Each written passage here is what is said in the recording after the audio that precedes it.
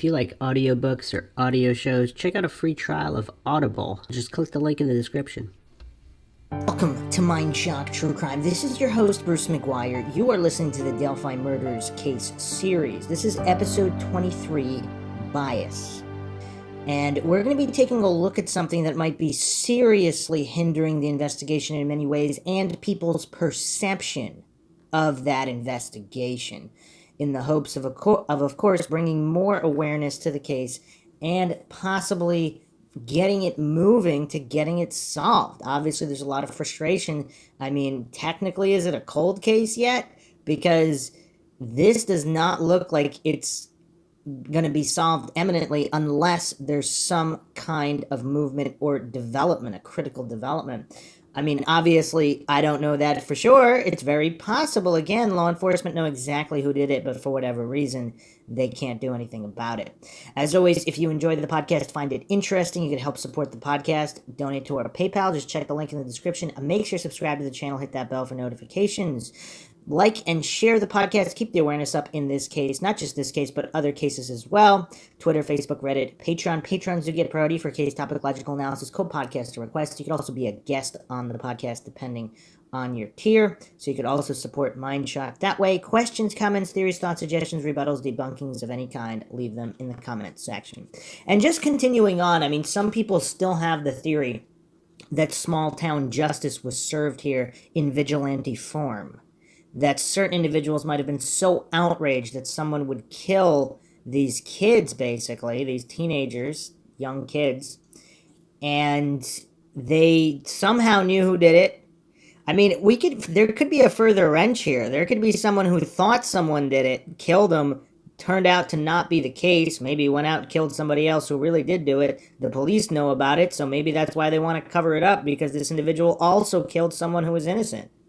But they also killed the guilty party, so, I don't know. I don't know how they would handle that, particularly if the innocent party was guilty of other severe crimes, who knows. But this is based off a post on the Delphi Murders subreddit, which was very, very interesting. It's posted by Kristen D. 1031 the other week. Confirmation bias. Could this be hampering Abby and Libby getting justice? And I thought this post was very, very interesting because it not only pertains to this Delphi case, but many other cases, and I talk about them on the Mindshock podcast all the time, various cases, the Maura Murray case, just making these stacks of cards, these houses of cards based on assumptions. But let me read this post here. Confirmation bias. Could this be hampering Abby and Libby getting justice? To be able to answer this question, we must first look at what confirmation bias is. Where do your beliefs and opinions come from? If you're like most people, you feel that your convictions are rational, logical, and impartial based on the results of years of experience and objective analysis of the information you have available. Well, certain people do that, others don't. That's where Dunning-Kruger comes in, but that's a whole nother topic. In reality, all of us are susceptible to a tricky problem known as confirmation bias.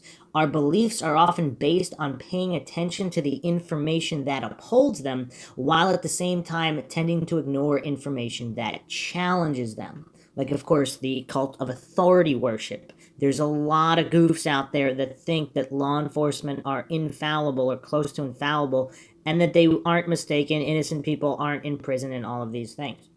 Understanding confirmation bias. A confirmation bias is a type of cognitive bias that involves favoring information that confirms your previously existing beliefs or biases. For example, imagine that a person holds a belief that left-handed people are more creative than right-handed people. Whenever this person encounters a person that is both left-handed and creative, they place greater importance on this evidence that supports what they already believe. This individual might even seek proof that further backs up this belief while discounting examples that don't support the idea. Confirmation biases impact how we gather information, but they also influence how we interpret and recall information. For example, people who support or oppose a particular issue will not only seek information to support it, they will also interpret news stories in a way that upholds their existing ideas. They will also remember details in a way that reinforces these attitudes. Confirmation biases in action. Consider the debate over gun control. Let's say Sally is in support of gun control. She seeks out news stories and opinion pieces that reaffirm the need for limitations on gun ownership. When she hears stories about shootings in the media, she interprets them in a way that supports her existing belief. And that, of course, presupposes that controlling legal gun owners would somehow prevent criminals, which of course all worldwide stats shows the opposite. Henry, on the other hand, is adamantly opposed to gun control. He seeks out news sources that are aligned with the position. When he comes across news stories about shootings, he interprets them in a way that supports his current point of view. These two people have very different opinions on the same subject, and their interpretations are based on their beliefs. Even if they read the same story, their bias tends to shape the way they perceive the details, further confirming their beliefs.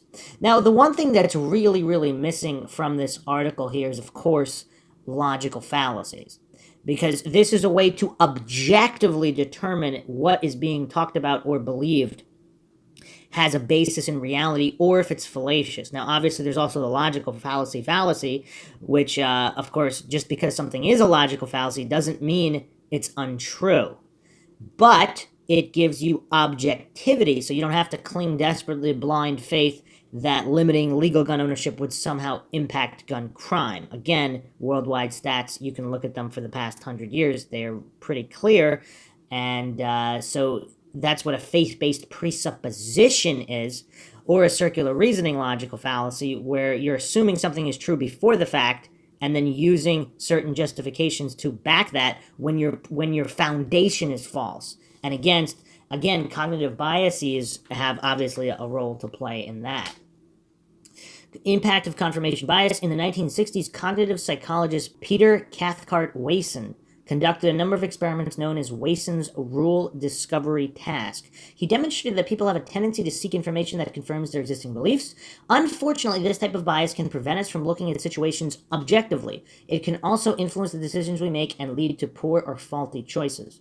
During an election season, for example, people tend to seek positive information that paints their favored candidates in a good light. They will also look for information that casts the opposing candidate in a negative light. By not seeking out objective facts, interpreting information in a way that only supports their existing beliefs, and only remembering details that uphold these beliefs, they often miss important information. These details and facts might have otherwise influenced a decision on which candidate to support, of course, presupposing that either candidate is eligible. Again, the black and white logical fallacy or false dichotomy there. Both guys most probably are scumbags, because what kind of people are attracted to politics? But anyway, expert observations. In his book, Research in Psychology, Methods and Design, C. James Goodwin gives an example of confirmation bias as it applies to extrasensory perception. Persons believing in extrasensory perception, ESP, will keep close track of instances when they were thinking about mom and then the phone rang and it was her. Yet they ignore the far more numerous times when A, they were thinking about mom and she didn't call, and B, they weren't thinking about mom and she did call. But how many people actually log all of it? Number one. Number two, again, this is all based on the false dichotomy logical fallacy, because ESP could be real and, of course, have absolutely nothing to do with this individual because they don't have ESP. So regardless of whether they were or weren't thinking about their mother when she called, it wouldn't be applicable in this situation, but that doesn't mean ESP is not real. Again, this is why logical fallacies are important. They also fail to recognize that if they talk to mom about it every 2 weeks, their frequency of thinking about mom will increase near the end of the 2-week interval, thereby increasing the frequency of a hit. Which is also true, however, if they do have ESP, why would they not be on a schedule with their mother? They could have ESP and still be on a phone schedule with their mother, correct? So again, this is why logical fallacies are important to understand. As Catherine A. Sanderson points out in her book, Social Psychology, confirmation bias also helps form and reconfirm stereotypes we have about people. We also ignore information that disputes our expectations. We are more likely to, and I'm just going to interject with another point here, very often, people are correct about something, but for the wrong reason.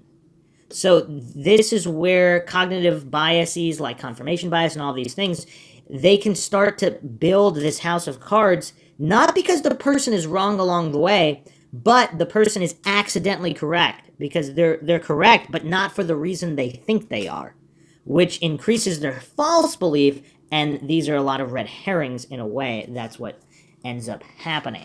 Also important to keep in mind, but that's why people listen to Mindshock, because logic and reason is at the forefront here. Not assuming and hallucinating one theory is more likely to be true than another without having enough information, or hallucinating that there is enough information to make those determinations, because most of the time there is not. We also ignore information that disputes our expectations. We are more likely to remember and repeat stereotype consistent information and to forget or ignore stereotype inconsistent information, which is one way stereotypes are maintained even in the face of disconfirming evidence. If you learn that your new Canadian friend hates hockey and loves sailing, and your new Mexican friend hates spicy foods and loves rap music, you are less likely to remember this new stereotype inconsistent information. Some people would say that, I don't know about that, some people would say the opposite, because they would remember the person. Because if this Canadian hates hockey, all their other Canadian friends like hockey, they would remember, oh, that's the Canadian that doesn't like hockey, because it doesn't confirm.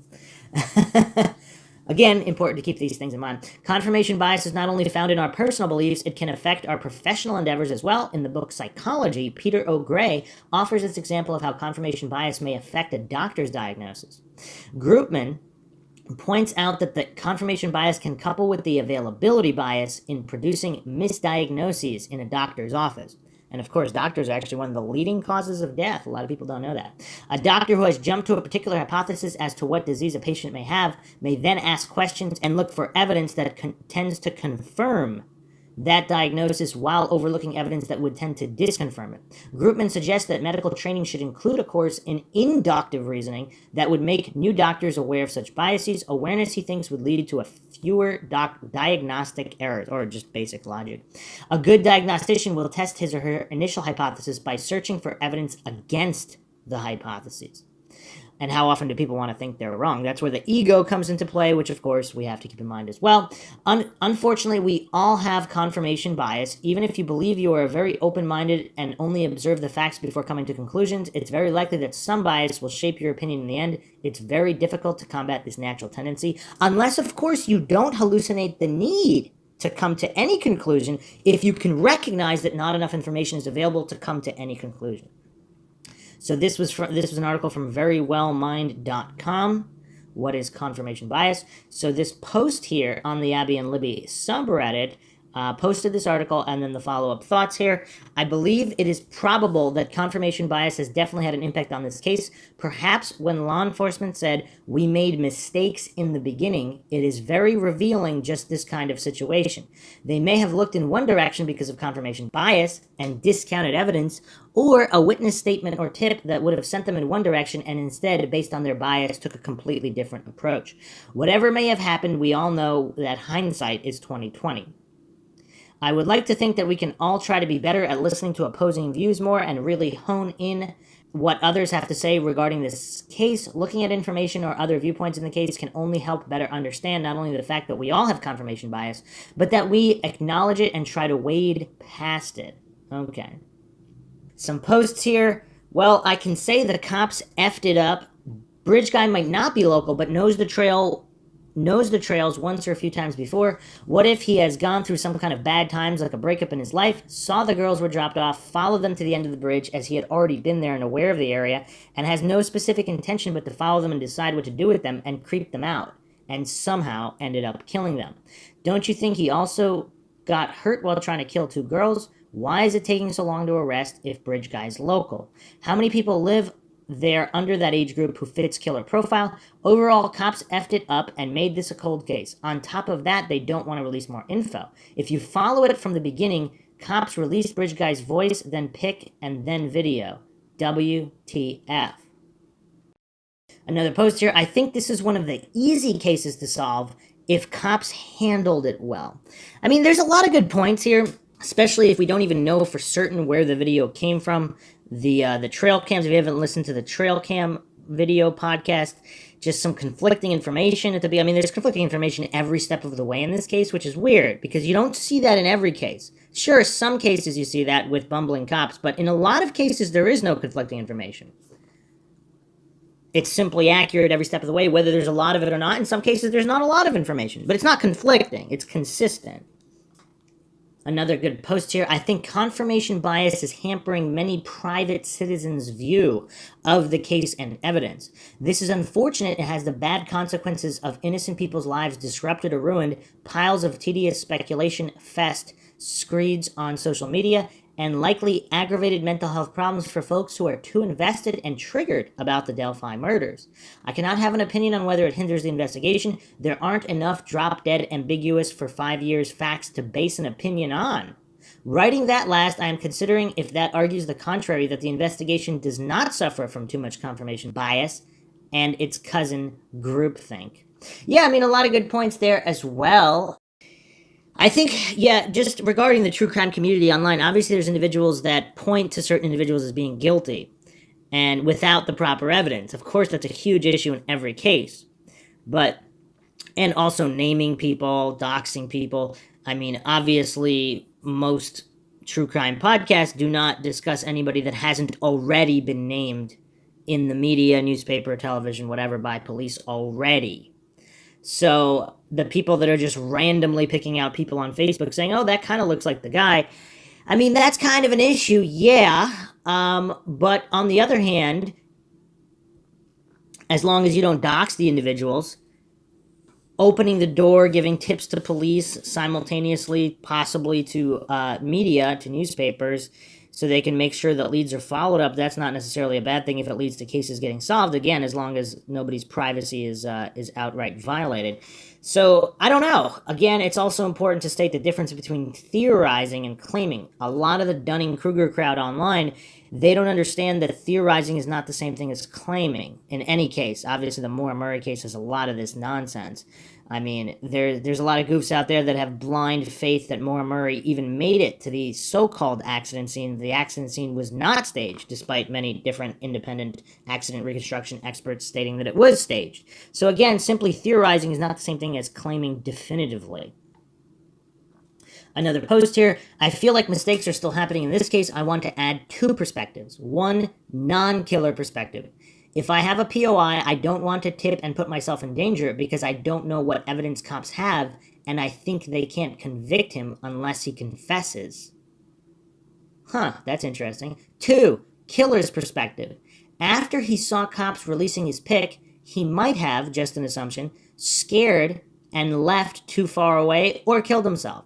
Also, if he waited in fear and saw cops releasing an unmatched sketch of his face and gotten confidence that they can't identify him as per the biased confirmation investigation that original poster mentioned above, then he might be entertained. If cops have DNA evidence, shouldn't they do profiling and do DNA sketch and find killer's age based on DNA? So I don't think there's DNA, and fingerprints either. But the spokesperson said that the forensics guys spent 4 days and gathered significant evidence. What might it be then? As mentioned in other posts, I don't think he saw the girls being dropped off from the bridge, even though if it is visible. Because if he was planning like that, he should have picked one target, then two. Of course, both girls are heroes and at least gave some evidence, but what are we messing up with them? Look at the video, the audio from a different time. Yeah, that is curious. So, okay, but maybe they do have DNA, but they're not 100% sure if the DNA can be explained away another way. If you haven't checked out the geocaching episode, make sure you check that out. Or simply friends or family of the girls, if their DNA is maybe on their clothes. I mean, how it's difficult to claim with 100% certainty how the DNA got there. Just like if someone has a pet, they might have some of the pet's DNA or hair on their clothes, even if they don't live at the pet's house. So it's, yeah, they might have DNA, but it might not be clear cut whether that DNA can link to a conviction. So that's another point. Or they don't have DNA. Or they do, and they, for whatever reason, perhaps they think there's more than one perpetrator if they have very good reason to believe that. The DNA only gives them one and they want all of them. I don't know. A lot of options here. Another post, someone answered a question I had about DNA and how it doesn't degrade after going through a creek and getting drenched or muddied. So unless the POS used a gun and went some distance away and there was no hands-on fight, I don't see how Libby and Abby wouldn't have his DNA on them. I also seriously doubt Leo would screw up getting DNA samples, as this was the murder of children, and by Leo, I think that's law enforcement, would be more careful in collecting the samples, and anyone tested so far, including those already locked up, would have given negative results. To me, it points to the POS not being from Delphi and being unknown to law enforcement at this time. Everyone has confirmation bias. It's the nature of the way life is. Okay, so... Well, if he used the gun, though... if he used gloves, though, would they not have his DNA? So the DNA might be on his clothes, which if he got rid of, again, then they wouldn't have it. Another great post here. Is it confirmation bias or statistics or what we are told? 2 adolescent girls were killed. Chances are it was sexual pleasure, power of nature. Thus, chances are it was a man or men. We have a voice of a man. We have law enforcement FBI presenting a video of a man saying it's the same person as the voice, and the voice being one person and this person being the perp. Although there's actually conflicting statements on that. Again, if you haven't checked out the podcast, Bridge Guy Arrested, supposedly there was some kind of sex offender arrested. Supposedly Bridge Guy or the guy in the video, not, but he was released, not related. Again, there's so many conflicting statements, it's kind of hard to keep track. Okay, but did they actually say it's a man? The result of the new information and intelligence over time leads us to believe the sketch, which you will see shortly, is the person responsible for the murders of these 2 little girls. We also believe this person is from Delphi currently or has previously lived there, visits Delphi on a regular basis, or works here. We believe this person is currently between the age range of 18 and 40, but might appear younger than his true age. We try so hard to understand how a person could do something like this to 2 children. These are just quotes from law enforcement. I just unveiled a person that we believe is responsible for the murder of these 2 little girls. When you see the video, watch the person's mannerism as they walk. Do you recognize the mannerisms as being someone that you might know? Directly addressing the perp conveniently adds pronouns to. Statistics, ? Confirmation bias, ? Someone wants to control the narrative through Bridge Guy out there, ? What are the odds we're dealing with Bridge Girl? ETA, his true age, he said, though, as well as some he's in there, but it's almost seem avoided on purpose. What does this all mean? I think they have witnesses who saw Bridge Guy and they are sure he's a man, but they didn't see his face. Another poster. Bridge Guy's legs do look feminine in some frames, but I think that was just basic law enforcement talk of being as vague as possible. So the response here, most probably yes, but I don't know if we can speak of confirmation bias when we don't have much info. Law enforcement tells us this person is responsible for the crime. But could it be a woman, a couple, or a couple of people, a whole group of people? I don't know. The fact that everybody is looking for a single man stems from what law enforcement has told us. And the same for most other presumptions, if that's what they are called. Yes, assumptions and presumptions. And of course, if we're talking psychology, we always have to keep egos in mind. Dunning-Kruger and egos. Because most people, their egos have them on such short strings that they don't even consider the possibility that they might not be understanding something, they might be wrong about something in certain ways. Everybody has their certain triggers and what they allow or not, what their egos allow or disallow them from considering. So let's look at this other post here, also on this forum, very interested, by Pupperfeet. Just a couple days ago, Carroll County has paid over $30,000 in legal fees alone to cover up evidence and mislead the public. Carroll County residents undoubtedly want to see the 2016 Flora arson and the 2017 Delphi double homicide solved. Many locals have even expressed in recent months that it is well past time for law enforcement to reveal more information related to these crimes. So how would those same residents feel if they were to learn that over $30,000 of their own tax dollars at minimum have been used to circumvent accountability and conceal evidence related to these crimes? In 2018, Carroll County E911 received several public records requests from local, state, and national media outlets for the release of 911 emergency calls made on November 21st, 2016 related to the Flora arson fire. The request was denied. Fox 59 then sued Carroll County E911 for the release of the records, and a Marion County Superior Court ruled against the county and in favor of Fox 59. The 911 calls were to be released. Despite this ruling, Carroll County E911 Director Cassie Lane defied the ruling and refused to release the court records. She claimed she was explicitly advised not to release the court records by then prosecuting attorney Robert Ives, and the Indiana State Police. Why, we may wonder, would an E911 director defy a superior court ruling in which she has no direct stake or involvement? What motivation or incentive would she have to refuse to cooperate with the court's media and follow Ives and ISP directives? It couldn't have anything to do with the following, published by the Comment, February 2018. Overtime pay questioned. Scott advised a community member was concerned that lead communicator Cassie Lane made approximately $20,000 more than she was appropriated for her position in 2017. Myers said the position is considered non-exempt from overtime pay per the job description. It was decided that the matter will be discussed at the upcoming March 9th Personnel Advisory Committee meeting. Spoiler alert, if the issue was indeed discussed again, no further information was ever provided. And that, of course, was from the CarrollCountyComment.com.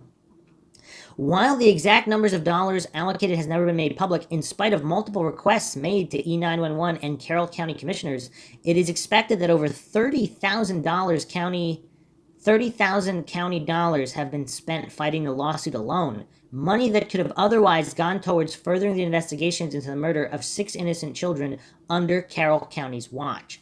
I mean, this is all mind-shocking. Obviously, we went over the Flora fire in previous episodes, but yeah, that's rough. They're going to spend $30,000 to not release 911 audio, which should be a matter of public record anyway. What does the audio contain? See excerpt below, taken from one of the articles covering the lawsuit in more detail. Carroll County 911 Director Cassie Lane decided to ignore the directive from her bosses, the Carroll County Commissioners, when an audio recording of the 911 call to Carroll County Dispatch concerning the fatal fire in Flora in November 2016 was requested by Fox 59 and reporter Aisha Hasni. The fire took the lives of 4 children and was later determined to be caused by arson. Commissioners directed Lane to release the audio regarding Fox 59 and Hansey, but she did not. Lane reported she was advised by then County Prosecutor Rob Ives and the Indiana State Police that the recording was protected from the public because it was an investigatory record. Fox 59 and Hasney sought a formal opinion from the Indiana Public Access Counselor about the matter. PAC Luke Britt opined that 911 is not part of Carroll County law enforcement, and therefore the recording of the call is not protected by the law enforcement exemption in the Indiana statute. Lane, after receiving the formal opinion from the state about the matter, once again refused to relinquish the audio. That's weird. Anybody find that weird? This is also on CarrollCountyComment.com.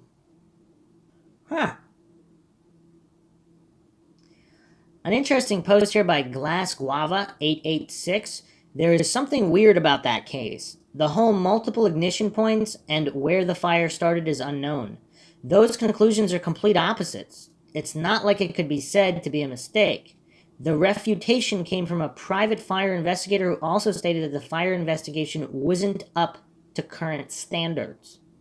Turns out accelerants were only found in one spot in the home, not remotely the same as multiple. Here's an article from 2020, Carroll County Comment. This is an example of the good guys. The good guys do win once in a while, he said. We stood together, all of us, Commissioner Brown. Wow, okay. What? Clearly there is something in that call that is a problem. The good guys all want it locked down. Here's an idea. Actually work it, get it resolved. So Ives retires a year early, stating that he'll only stay on if there's an arrest in Delphi or Flora. The same week, Adam Randall resigns. No reason given. Both supported the calls not being released. Why was the fire deemed not suspicious before an investigation had been completed? I mean, that's the real question here. That's the real question for all the coincidence theorists and the authority-worshipping cultists who think that law enforcement are never complicit in anything. That is weird. That's weird. Where did the multiple starting point story come from without a basis in fact, and why would that info be shared at that point? Why take months to correct it? How is the emergency call so revealing that the good guys agree it should be kept away from the public? Is it the contents or the meta or what? But most of all, for a case that gets very little attention from anyone beyond private citizens who know about it, why all the secrecy? Something is not right about that case. People mention the mother not cooperating and leaving town as somehow odd. Just the details here would make me take my grief elsewhere. Look at who is asking her to cooperate. Seriously?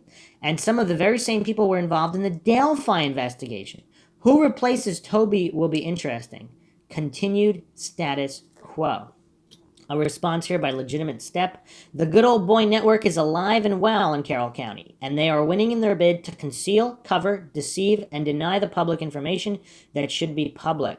It is now easier to understand why the Delphi murders have not been solved. They are deeply invested in silence. A really interesting comment here by Logan's Run. What if a fire department person was involved in both cases? Questions being here, one being bridge guy, question mark. Response here from Swanson's Love Child. I'm going to say this. I listened to True Crime Garage about the Florida fires when they talked about statistics of arsonists. They mentioned how first responders are more likely to commit arson. Fast forward to Doug Carter's 2019 press conference about bridge guy possibly being in the same room. Were there any first responders there? There's been some suspicion in the past about law enforcement being involved in the murders. And of course, that law enforcement officer who committed suicide as well. Wow. Stupid Eyes Me stated there's an awful lot of weirdness there for one rural Midwest county. That's a great point. Another response from Legitimate Step. A small local PD that is not used to having the eyes of the world upon them. The cover-ups are part and parcel for law enforcement that runs things their own way. And this is also reminiscent of Manitowoc County in the Stephen Avery case of making a murderer fame. And there's a lot that goes on in that Manitowoc County. Weird. And then you look at all these other counties where they don't seem to be having these problems. Weird, huh? Weird. Huh. Very weird. Another post by Legitimate Step. I am stunned to learn that someone in Carroll County didn't want the public to know the truth about the Florida fire that killed innocent children. The integrity and competence of Carroll County law enforcement is in deep question now more than ever. And why don't they want us to know anything about the Delphi murders that took the lives of Libby and Abby? Some other posts here by Wise King and Mongroloid. The fire and murders aren't connected in any way, confirmed by Carter via the Florida Fire press he did a while back. And again, these authority-worshipping cultists, oh, did he pinky swear on it? Because, again, not that he's lying, but humans can be mistaken. I don't know why so many individuals out there have a hard time with this. The mom refuses to talk to law enforcement. She's the only thing holding it up. As if this person knows.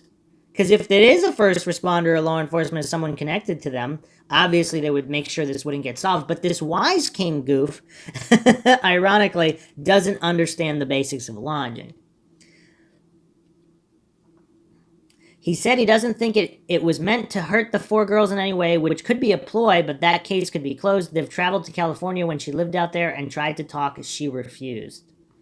Another response here. Also, she worked at a gas station, so that scene is going to be hard, as trace would be all over her shoes, clothes, etc. Yeah, that's kind of messed up. But why would she try to burn down the house with her kids in it if she just wants insurance money? That doesn't make any sense. See, here's another thing. I don't know if we talked about this. What if she was working with law enforcement or somebody in the fire department or first responder of some kind, and there was some kind of insurance scam going on, and then it just went all wrong? And so she possibly knew about the scam. Obviously, she did not want her kids to be harmed in any way. But because there was a scam in play beforehand, she was either threatened or whatever, she got out of Dodge. Would that explain it? Obviously, goofs like Wise King can't consider any of these possibilities because they just don't understand basic logical fallacies. All right, the final Mindshock we're going to go over is this still that apparently many have not seen. And it looks a little bit enhanced, but the other thing that's weird with all of these new AI enhancements and getting all this 4K high-res footage of even film from 100 years ago, it's curious because why have they not been able to enhance this further? I mean, it is kind of weird, isn't it? Like, you have all of this innocuous footage that gets enhanced from decades and 100 years ago. But you have, in these true crime cases, for whatever reason, they just can't apply this. So here's an image also posted. This was posted on the Delphi Murder subreddit as well. Big cat life for real. Younger looking bridge guy. I hadn't seen this specific still image of the bridge guy. I see a young, approximately 25, thinner Bridge guy here with brown hair, no hat, and sneakers. Yeah, those do not look like boots in this photo here. Definitely looks like it could be a younger guy with baggy clothes. Apparently, this photo was inverted somehow or processed somehow. I don't see a source here.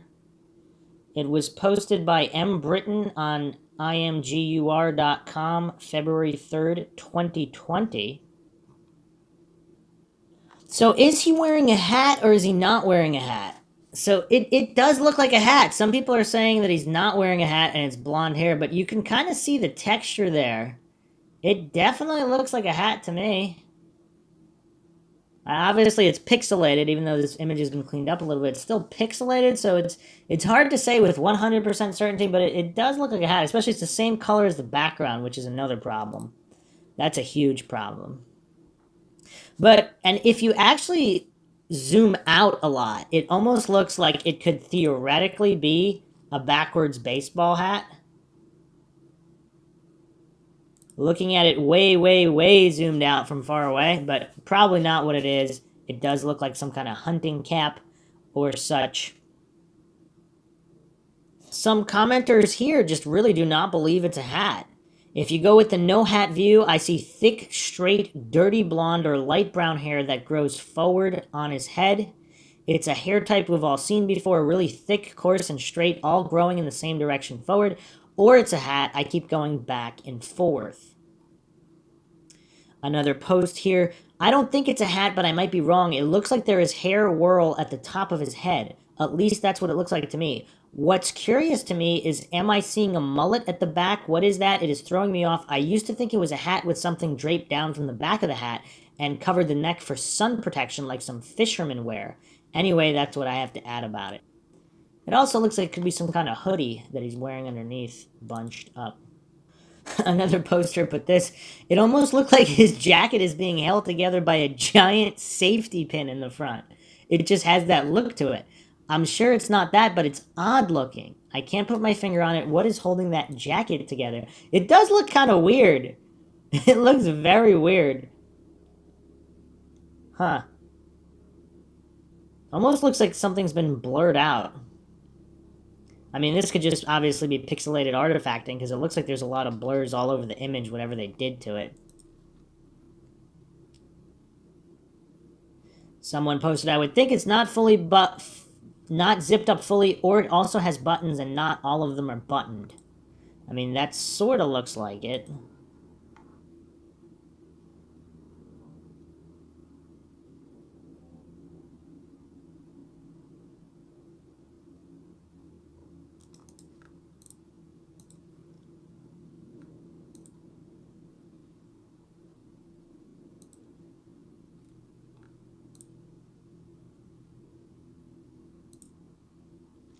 Another poster, Sally's thigh gap. I'm also curious about his arms position. They are not identical. Is he holding a gun inside a pocket in one of his hands?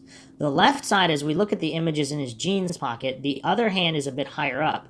There seems to be some kind of brown thing. Hard to know if this is part of the jacket or not. There also seems to be something in front of his crotch that is brown, too. Could be something in his pocket, like a cell phone. Regarding the hand, it's kind of hard to tell because he's walking at an angle. So if he's mid-awkward step on those, on that bridge, of course, that rickety bridge, that could account for it possibly being off-kilter. This really is the first image that looks like he could be a lot younger, though. Again, I don't know exactly what they did to this image, but he definitely looks like he could be younger. I mean, I don't know about 20s, but he doesn't necessarily look like he's in his 50s here.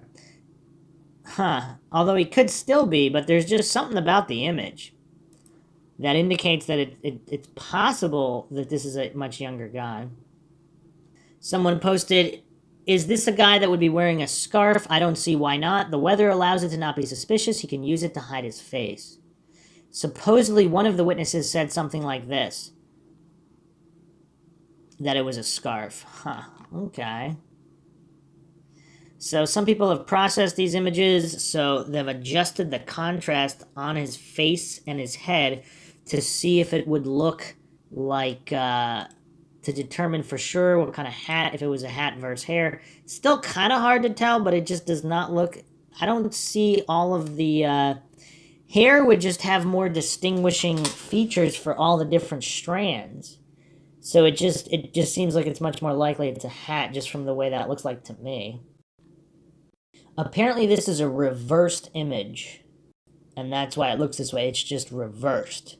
So it's not manipulated in any other way other than reversing or inverting the image, but it sure makes it look different, doesn't it? Weird. Regarding the voice, though, people are obviously saying the voice sounds a lot older, but there's a response here by Tobor. There's just so much grittiness to it. There's maybe a handful of people I've ever came to know in my life that had a voice like that in their 20s.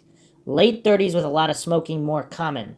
40s and 50s is the age range where you wouldn't question it. It's not impossible that the voice is of someone younger. It's just that if it is, the person has a distinctly older sounding voice, and it would be that much harder to identify them. I.e., he stands out in the mind of many for being unique in that way. So what do you guys make of this? Inverted, reversed image. Definitely looks like he could possibly be younger, but again, it's so pixelated it's hard to tell. But zooming way out is curious. Zooming out just to see the way your brain kind of discerns the features without having it up close and pixelated, that's curious. I don't know what to say about that at this point. What does everybody else think about this reversed image and zooming out on it? What can you tell from it? But again, anything helps, keeping the awareness up in this case as well as other cases. Awareness is what gets cases solved, not doing nothing and just pretending it'll be solved if it's not gonna be. Pressure and awareness is key. Hope you guys enjoyed another edition of the Mindshock podcast in the Delphi Case series. If you enjoy the podcast and the series, you can donate to our PayPal, help support the channel. Just check the link in the description. Make sure to subscribe to the channel, like and share this podcast, Twitter, Facebook, Reddit, Patreon. Comments, questions, theories, thoughts, suggestions, rebuttals, debunkings of any kind, leave them in the comments section. This is Bruce McGuire, signing off. Catch you guys next time.